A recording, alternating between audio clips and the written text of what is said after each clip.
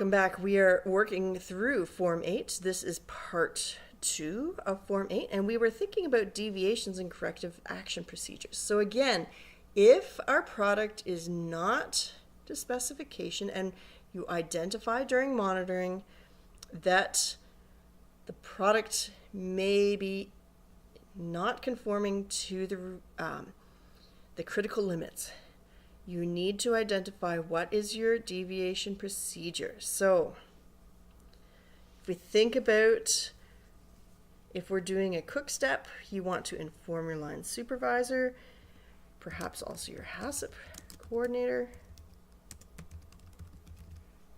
You want to hold your product from up to the previous temperature check. So in theory, if you checked your muffins the previous half hour and you identified the temperature was working then, and then at the next half hour point you identified that the temperature was not, you don't know where in that previous half hour the muffins stopped being at the appropriate temperature. So you need to go back and hold the product up to that previous temperature check. If you were using a tunnel oven, you may need to slow your oven down. You may need to check regional temperature zones.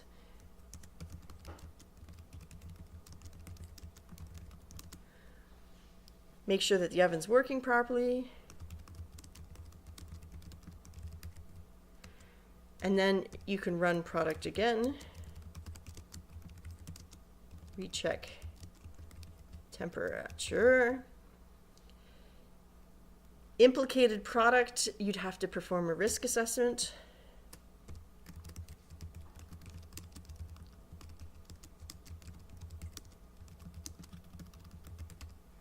So again, we have this critical limit, but in certain cases, these critical limits may be set at a tolerance that is much, much more stringent than what is necessary for the control of the pathogen.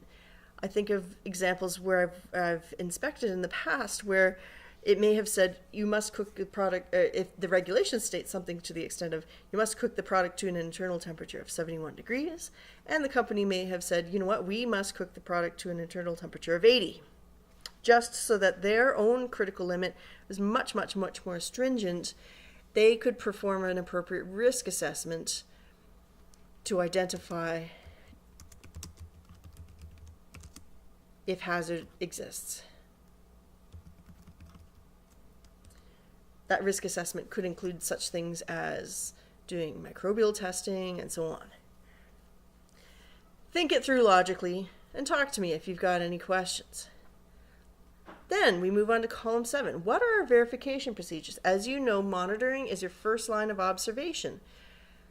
Verification is going to be your second line of defense to make sure that you have appropriate fail-safe mechanisms on your monitoring. Actually, I just note we forgot to put where the observations recorded. Observations form muffin ABC1.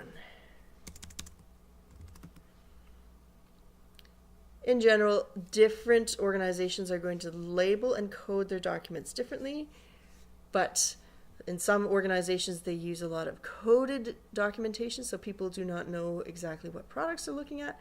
I am a firm believer in using clear stated codes so that people know what they're looking at. Perhaps it's not just form muffin ABC1, but form muffin temp monitor and verification.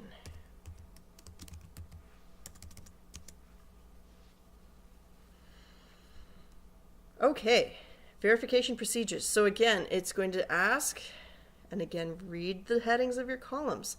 Who is responsible for your verification? As you know, verification should be someone who is capable of providing a supervisory or management level background, someone who's a bit more senior than the person who's performing the monitoring procedure, because verification, again, is a secondary fail-safe mechanism, and if verification shows that there is an issue with the monitoring procedure at an HR level, this individual who's performing verification may need to provide some sort of disciplinary or retraining function related to what's going on in monitoring.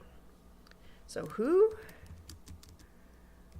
Line supervisor, or maybe it's the HACCP coordinator. What procedures to be followed? Verification, there's sort of a cardinal rule. What? On-site observation of the monitoring task. Interview the person doing monitoring. Documentation. Again, why these three things? They're making sure that the monitoring procedure is being done correctly. They're interviewing to make sure that this individual doing the monitoring understands what they're doing and understands the implications of doing it right, understands what to do during deviation, and also that documentation review to ensure that the documents are filled appropriately and adequately, and also to make sure that the documents themselves are reflecting the process and don't require modification in their own right. Now, typically when we see a time unit here, your frequency is going to be increased accordingly. So if we're doing this every 30 minutes, we may be doing this once in morning, once in afternoon. You may not have to do this entire thing, but you may be going down and reviewing the documentation once in the morning, once in the afternoon, and doing on-site observation. You may not have to do a whole interview, but again, it's critical that whatever time frequency you're doing this, typically your verification procedure is going to be one time frequency larger. But as you noticing that the process is in control, you may modify the frequency of the verification procedure. You need to make sure that this monitoring procedure frequency, however, is in a time relevant to how much product you are able to control. And so if you can manage 30 minutes worth of material and be able to pull 30 minutes of material back into control if there's a deviation, then that's an ideal scenario. But if you can't manage 30 minutes, you may be needing to do a temperature check more frequently than that. So we've talked in our column 7 about who, what they're doing, how often they're doing this task, and observations recorded on form, muffin, temp, M and V. Often monitoring and verification are on the same form, and there would be a small box for the verification task on the monitoring form. If verification notes a deviation, what are the corrective actions, what procedures, and so on. So again, use a common sense based approach. But in general, when you see verification related issues, deviation, run deviation for column 6. Perform, let's see, evaluate, monitor for performance, and perform a root cause analysis.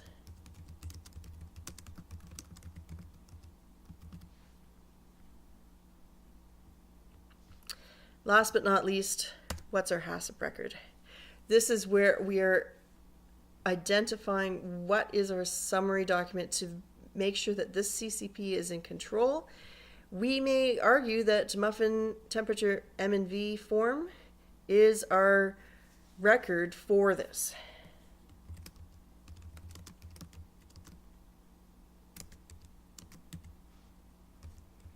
We may have other forms.